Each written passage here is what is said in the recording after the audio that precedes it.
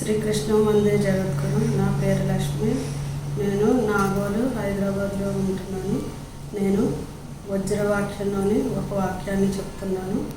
28వ సుర 52వ ఆయత్తు వాక్యాన్ని చెప్పబోతున్నాను.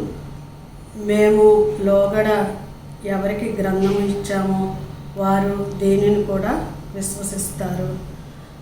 ఈ ఆయత్తు యొక్క అర్థం ఏంటంటే, అల్లాహు సృష్టికర్త పరమాత్మను బిరుదులు గల దేవుడు ప్రజలకు కృతయుగంలో జపరా అనే జ్ఞానాన్ని మాటల రూపంలోనూ పాటల రూపంలోనూ అందించడం జరిగింది. తర్వాత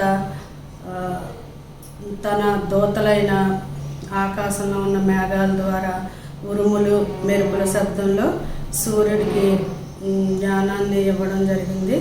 అది గ్రంథరూపం కాలేదు. కానీ తర్వాత ద్వాపరయుగంలో కృష్ణుడు అర్జునుడికి చెప్పిన జ్ఞానం అర్జునుడి ద్వారా వ్యాసుడు విని దానిని గ్రంథరూపం చేశాడు. గ్రంథంగా రాసి దానికి భగవద్గీత అని పేరు పెట్టడం జరిగింది. కానీ భగవంతుడైన శ్రీకృష్ణుడు స్వయముగా తౌరాత్ అని పేరు పెట్టడం జరిగింది. అయితే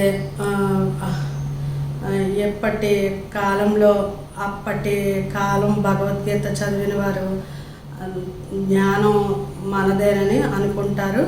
అదేవిధంగా అంతిమ దైవ గ్రంథంలోని జ్ఞానాన్ని కూడా అప్పటి ద్వాపరయుగంలో వాళ్ళు చదివితే ఇప్పుడు మా జ్ఞానం అని అనుకోవడం జరుగుతుంది.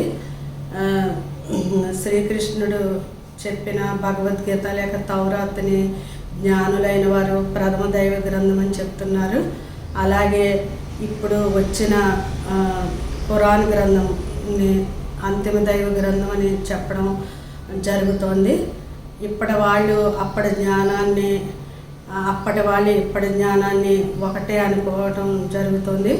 ఆ విధంగానే అందరూ విశ్వసిస్తున్నారు. శ్రీకృష్ణ వందే జగద్గురు. అందరికీ నమస్కారం.